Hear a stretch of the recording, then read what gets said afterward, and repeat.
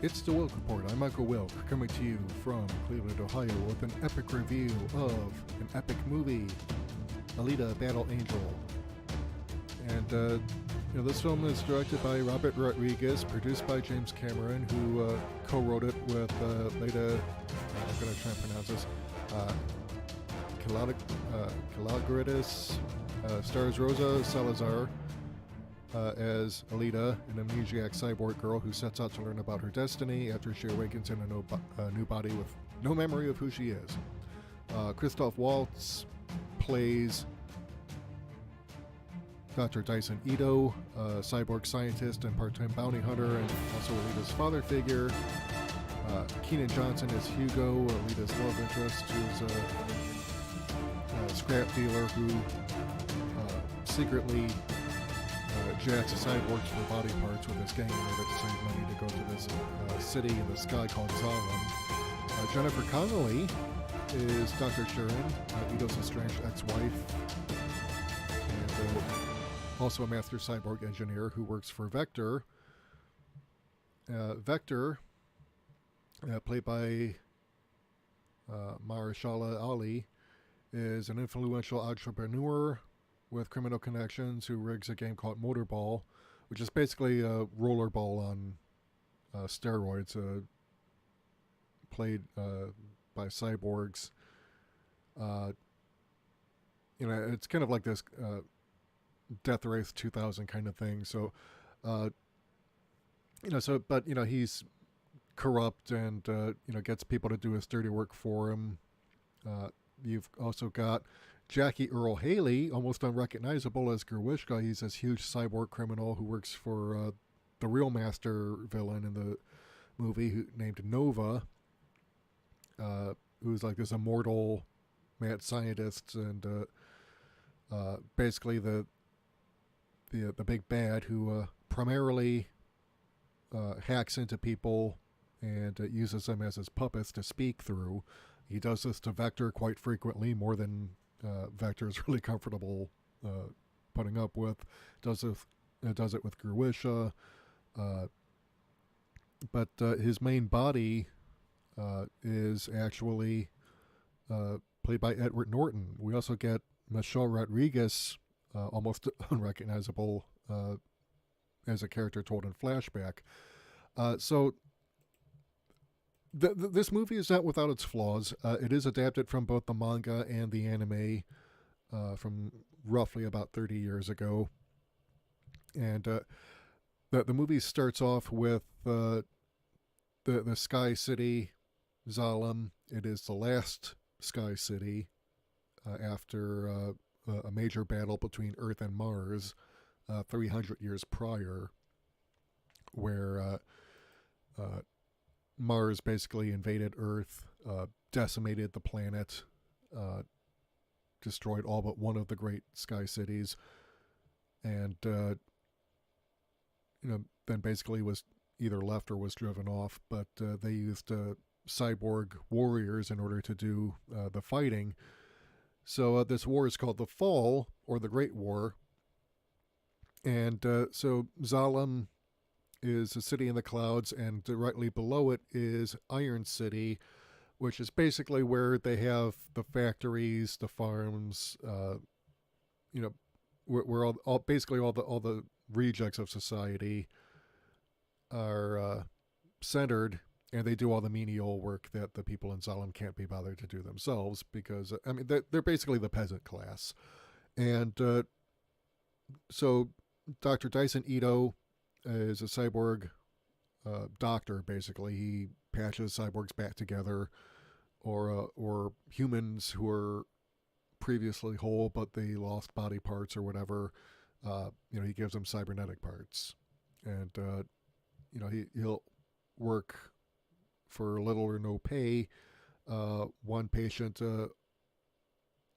who's on hard times, gives him a bag of oranges as a down payment. But he's basically scavenging through the junk pile that is directly below Zalem's central waste chute. where they dump all their scrap, and then so he's scavenging for parts for this, and he comes across the main protagonist, Alita, who he names after his daughter who had died. Uh, there's just a head, a torso left. He realizes there's some brain activity there, and she's alive, and but she wakes up with amnesia, has no idea who she is. Uh, he gives her a cyborg body that he originally had designed for his dead daughter. She died before, because apparently she was wheelchair bound, and he and his wife, who were exiles from Zalem, uh, ended up coming down to Iron City, where they tried to get help for their daughter, but she was killed, and this kind of caused the marriage to collapse. And so, they both do essentially the same work, except that Sharon is patching cyborgs together for the games, whereas Ito is, basically a glorified veterinarian or a doctor. But that's not his only source of income.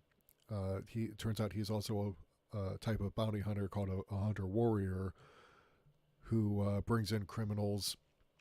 And it's actually revealed that one of the motorball players he helped was strung out on drugs and actually robbed his place and ended up killing the daughter trying to get away, and he became hunter warrior to get revenge. But it didn't bring him any satisfaction, because there were still others out there preying on people just like his daughter. So he kept at it. And so this is what he's doing when he finds Alita and rebuilds her almost from scratch. But it turns out that Alita is, rather old, at least 300-year-old cyborg, who was part of the Martian forces.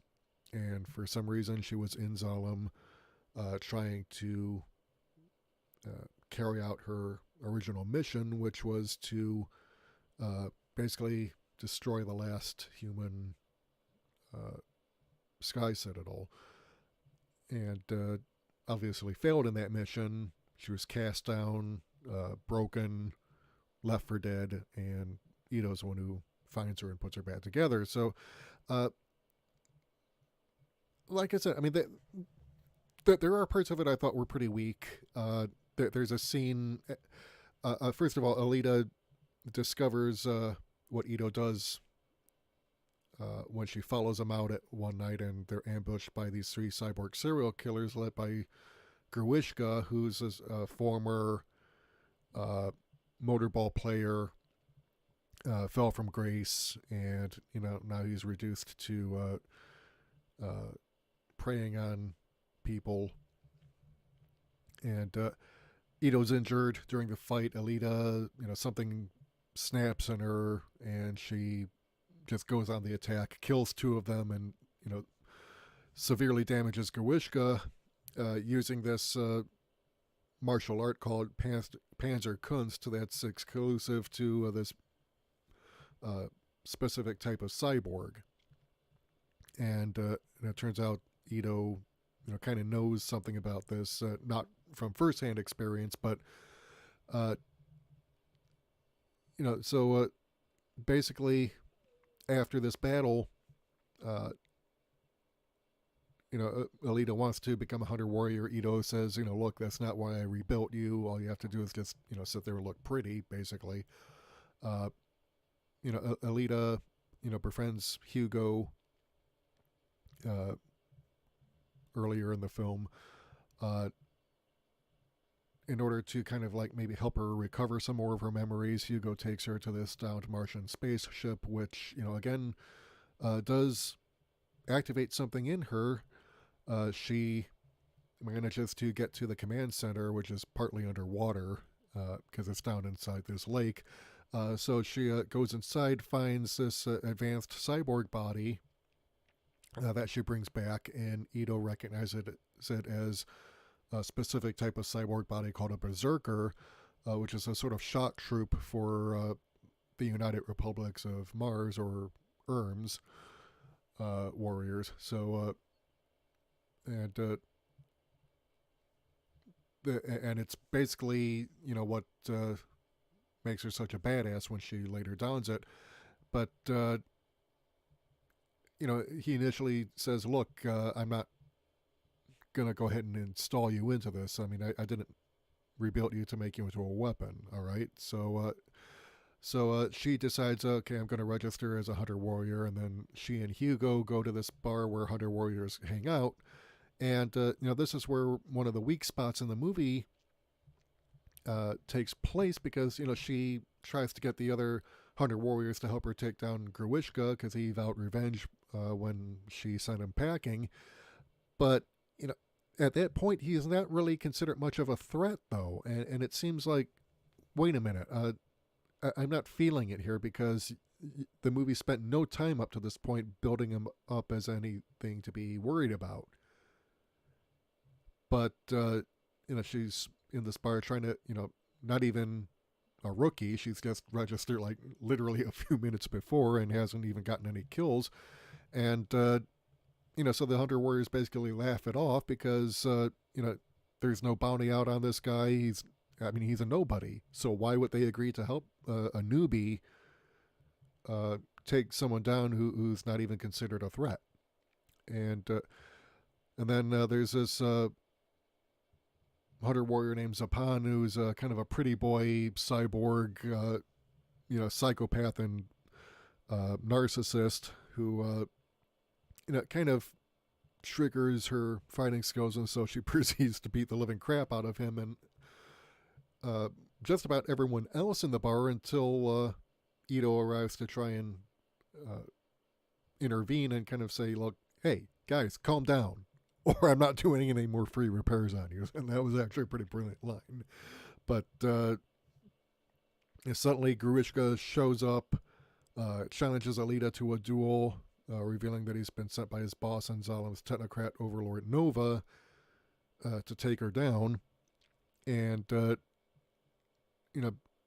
because he's been upgraded with parts that have been stolen by Hugo and his gang, he's able to dispatch her. I mean, she gets sliced up by his chain blade fingers, and then Hugo, Ito, and another bounty hunter who uses cybernetic dogs in his work show up to rescue her. But and this is what I like about Alita Battle Angel compared to Captain Marvel, because with Captain Marvel, it's kind of like Zeus descending from on high on Mount Olympus to fight these battles, but you don't really sympathize with her because she has no apparent weaknesses, and therefore you can't relate to her. Alita has actually just had her body literally cut to pieces. I mean, she's pretty much screwed until help shows up. But even when it looks like she's about to die, she's still defiant. I mean, she even sacrifices her remaining arm to literally punch Gruishka's eye out. And, so, she's defiant because there's something in her that, maybe we can all identify with, which is, you're in a situation where, yeah, the world's against you. You don't even know what your destiny in life is, but you know that it's something important and it's about to be taken away from you. Well, what are you going to do? Well, if you're in that situation, you're probably going to want to go down fighting. So, I kind of had to admire the spunk in that scene where she's facing down death itself, and she still refuses to submit. And, so after she's rescued, Ito realizes, okay, you know what, I have to rebuild her. I've got this advanced cyborg body. Well, okay, I'm going to have to install her into it anyway. So, he decides he's, uh, once Alita is rebuilt, and there's this really cool scene where once she's installed, the suit's nanotechnology configures itself so that it conforms to her vision of herself, and her previous body, which was kind of like this teenager body, kind of small, kind of petite, but now she's more adult looking, and but it's still, it's still something that you would, it's kind of like a gymnast's body. And in fact, she actually does some gymnastics as she's testing out the new form, and it's a really nice scene and a really nice bit of character development because the relationship between Alita and Ito is more like daughter and father, because Ito has lost his own daughter, and Alita is kind of like a stand-in for her, and so this is how they bond with it. And she has no past, of course, and so everything is beginning. And he tells her, look, you're not a good person, you're not a bad person, you're just you. All right, and you can choose who you want to be. So I mean, it's just kind of like this really, really touching moment. And Hugo, who's been falling for her this entire time, he's got a crisis of conscience. He decides he's going to quit, and when he confronts his game and says, "Look, I'm out. I can't do this anymore," then Zapan shows up, murders a cyborg who was being jacked for parts to frame Hugo, because he wants to get revenge on Alita for beating him up, and he has a sword that he got presumably from killing a Martian warrior or someone. I mean, it's a 300-year-old sword, so I mean, presumably it was passed down as a trophy or something. But he probably killed the previous owner to get it, and because he can't stand being humiliated, he's gonna get Alita by using her boyfriend to get to her. So Hugo, manages to get away injured. He calls her for help. Alita, who has entered this motorball race, and actually it's not even much of a race, because all the people she's been, because basically Alita wants to help Hugo get to Zalem and even go with him, because she wants to be with him, and so she decides to enter the motorball races, and Vector, on orders from Nova, decides to set her up, and all of her opponents are bounty hunters hired to kill her.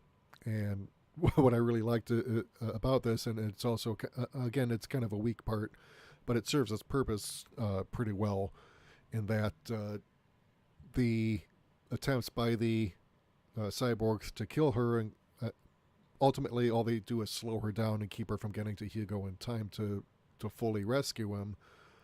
But by this point, she's really not in a position where she has to worry about them. I mean, she easily dispatches these cyborgs that,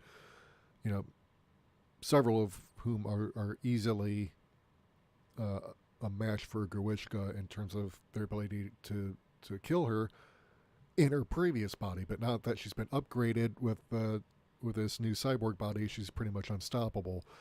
Which, it's not necessarily what I would call, I mean, she's not exactly a Mary Sue, because she is still vulnerable. I mean, it's basically a matter of tech and taking advantage of her emotions, her feelings for Hugo, where he can still get to her through him. So she does still have weaknesses. It's just that they're played a lot more realistic than you might think. Whereas in Captain Marvel, they don't give Brie Larson's character any weaknesses, and that actually weakens the character considerably, because if there is no real threat to the character, if there's no threat to the hero, if she's basically invincible, well, that kind of like makes you detached. And with Alita, you're not, because you're emotionally invested in this. So, Zapan mortally wounds Alita, Alita's boyfriend Hugo, when she finally catches up with them. Try because he's trying to force her to choose. Look, if you're going to be a hunter warrior, you know, there's a bounty out on this guy's head. You have to choose if you're going to be a hunter warrior or if you're going to be a common criminal and a nobody. And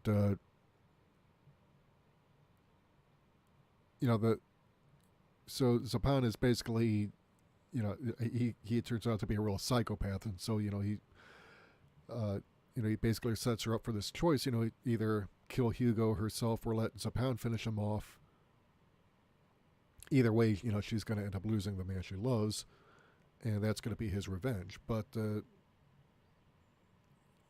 Dr. Sharon shows up, realizes that a little too easily, in my opinion, that she was on the wrong side, and she helps save Hugo by, much the same way as in the anime and in the manga, where Hugo's head is removed from his body, which is dying, and hooked up to Alita's life support system, and that's how she's able to save him. But then she returns to Vector, basically, and says, she's done working for him, and Vector pretty much decides he's going to send her to Zalem in pieces, which is revealed in the climax to the movie. And then, of course, Alita comes after Vector, and this after taking back the sword and slicing Zapan's face off. And this is one of those scenes that I really loved in the movie, where Zapan is basically really earned it at this point. I mean, because he's very vain and narcissistic, and he's got this pretty boy face that's the pride of his cybernetic life, and she just slices it off like it's nothing. And so he's sent off packing like a bitch, because he's in a position now where he can't really do anything to her anymore. So his plan kind of backfired, and I really enjoy that. And the reason I get to do that is because, again, everything is built up so that you feel for these characters. And you're not seeing that in Captain Marvel. You're seeing it here at Alita Battle Angel. Which, again, I chalk that up to the writing talents of James Cameron, who, unlike Steven Spielberg and George Lucas, he never really sold out in that regard. He still recognizes the need to have a good script with believable characters, relatable characters. That's the save the cat moment in Blake Snyder's book. And, he's Blake Snyder, if you're not familiar with who he was a screenwriter who had numerous credits under his belt. I wrote a book called Save the Cat, where he kind of like explains how to make sausage, where the reason a movie succeeds or fails is primarily to do with how relatable is your character, how sympathetic. And he uses in example the movie Lara Croft Tomb Raider, where Angelina Jolie's character, the reason that movie failed after the second one was because Lara Croft is not sympathetic in that movie. But you've basically just got Angelina Jolie looking pretty for the camera and kicking butt, but you don't care about her because there's no scene in there. There's no bit of storytelling that makes you feel sympathy for her or want her to win. She's just there going through the motions. And that's exactly what Captain Marvel is doing, but it's not what's happening here, because you're invested in the character. So I really liked a lot of this stuff, but like I said, I think there were some weak spots, particularly building up Grewishka as a threat without really earning it, and then again having Sharon have this sudden change of heart where she's had no reason to before. So I do think that these are weak spots that are the result of much like with Black Panther last year, where they were trying to cram 5 hours worth of storytelling into 2.5 hours of movie.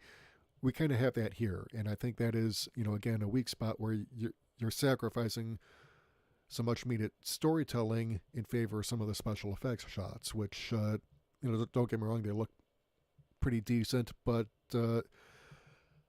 I think whenever you're doing a big budget movie like this, and you have a choice between having a big action sequence and building up your story, building up your character, you really need to err on the side of choosing the story and the character, because action scenes are a dime a dozen, and they just eat up the budget that could go to really focusing on telling a good story that the audience will want to invest in emotionally.